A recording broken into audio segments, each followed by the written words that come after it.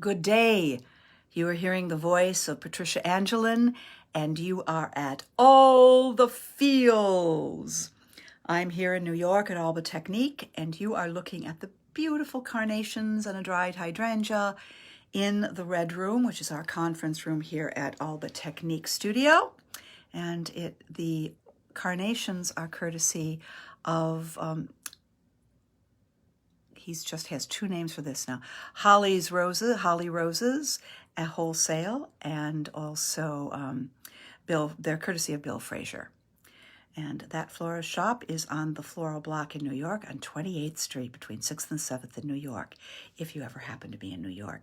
Glorious, glorious flowers.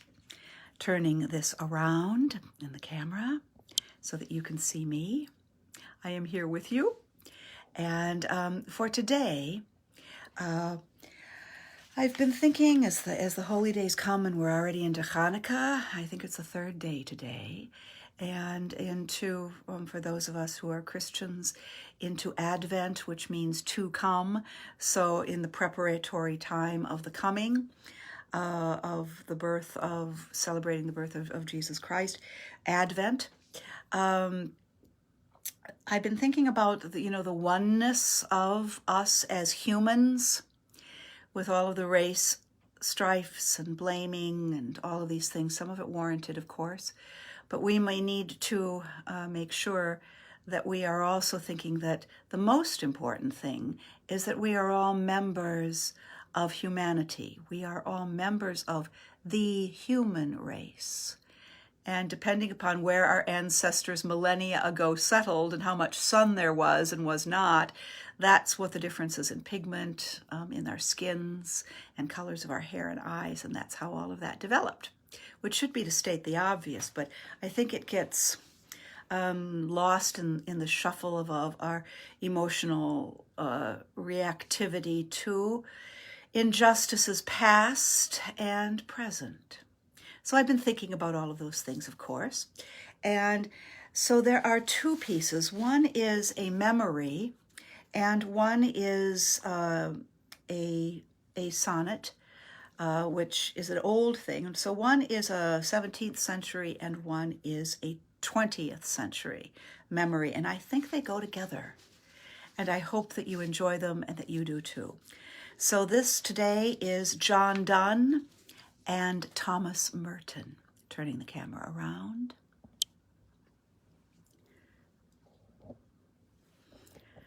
John Donne. No man is an island. No man is an island entire of itself. Every man is a piece of the continent, a part of the main. If a clod be washed away by the sea, Europe is the less, as well as if a promontory were, as well as any manner of thy friends or of thine own were. Any man's death diminishes me, because I am involved in mankind. And therefore, never send to know for whom the bell tolls. It tolls for thee.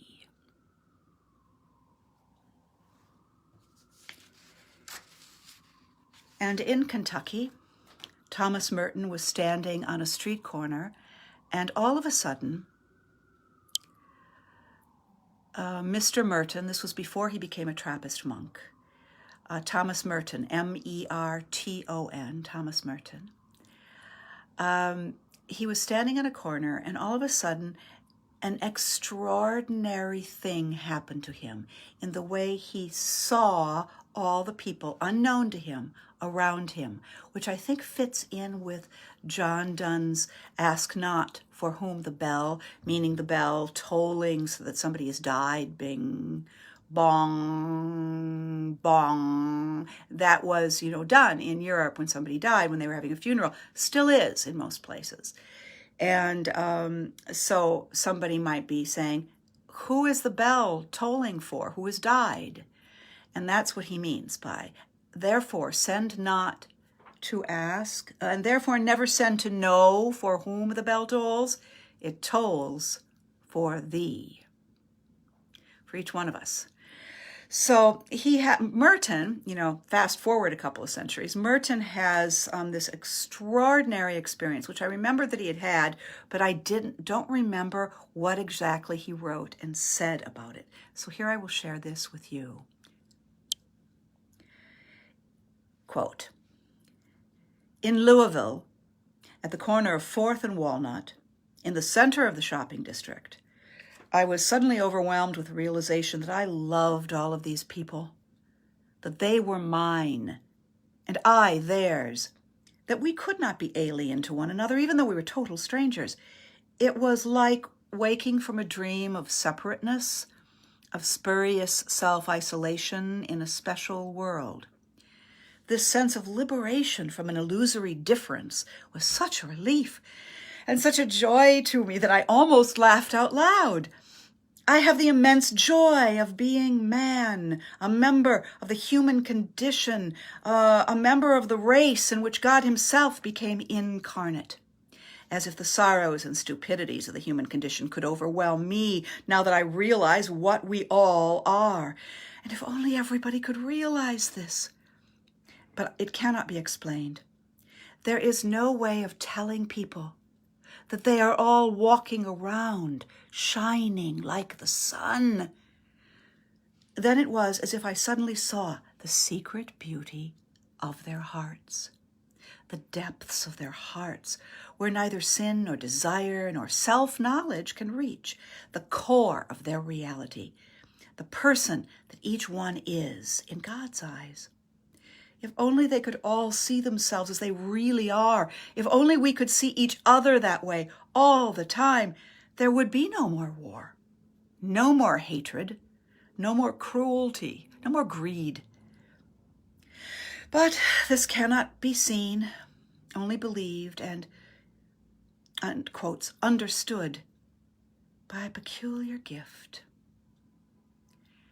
This is in his book, Conjectures of a Guilty Bystander. And the phrase that I had remembered that made me look this up and just re-encounter it for the first time, because that's what we're doing at all the fields with poetry, and in this case, prose, is that wonderful thing that all of a sudden he had new eyes, emotional, psychic, and spiritual new eyes in his body. He saw people as they really were. He loved them in a way that is normally not comprehensible to him or to any of us. And in that moment, he said that this is the part I remembered. There's no way of telling people that they are all walking around shining like the sun. Astounding, as an intellectual image, it's astounding. I had an experience I've just decided to share with you, and it's something that has happened to me a number of times in a number of great cities in Europe and the United States and once in South America. And as I've joked to good friends sometimes, it kind of happens to be every 10 years, whether I need it or not. Somebody comes out of nowhere. It's like you wouldn't see him coming. He grabs me around the shoulders. As I said, this has happened in many places and has been witnessed by other people.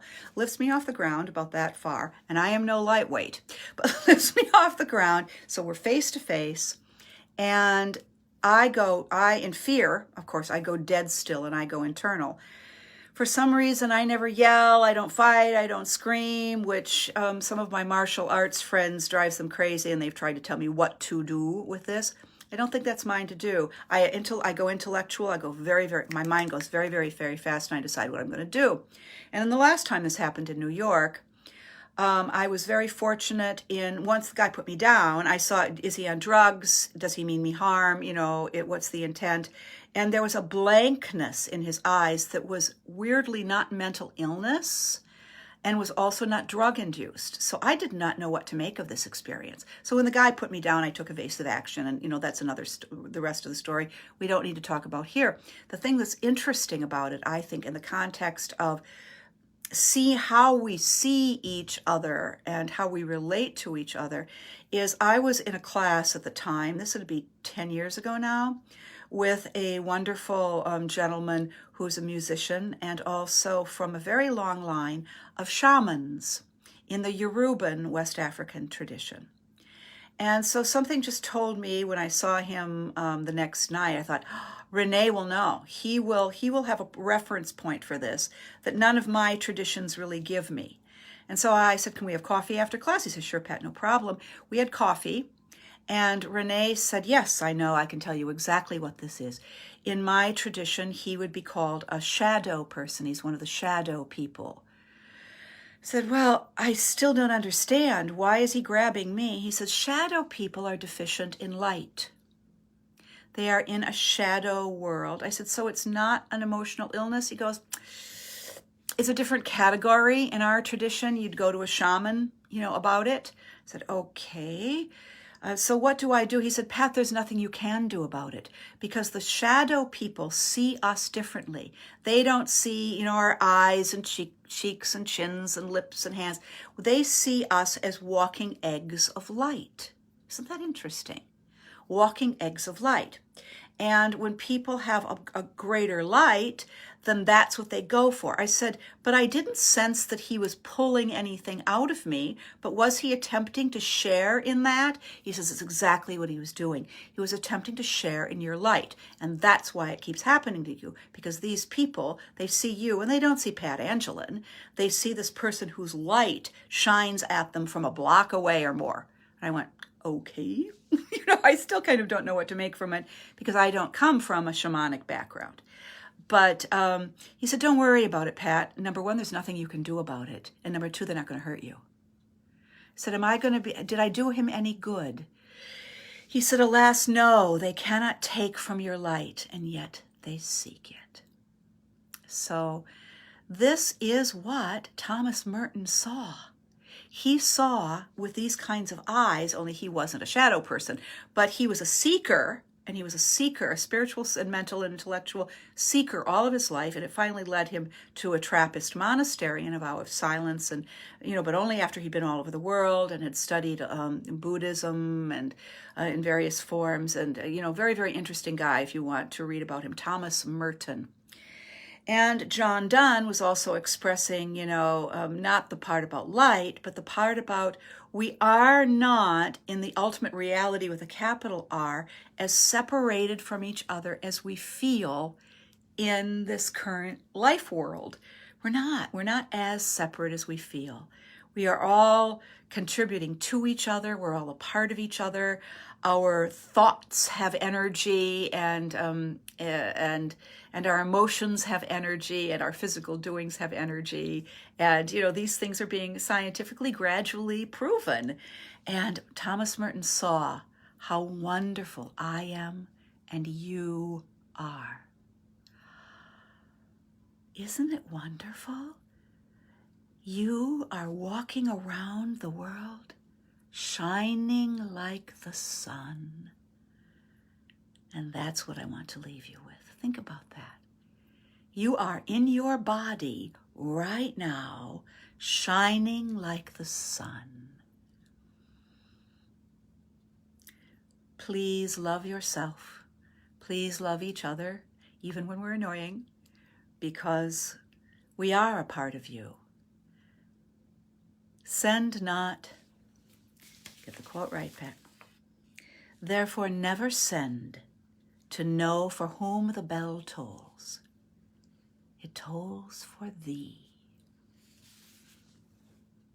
Thank you for joining me for all the feels at Alba Technique. I'm Patricia Angelin. Till next week on Instagram Live.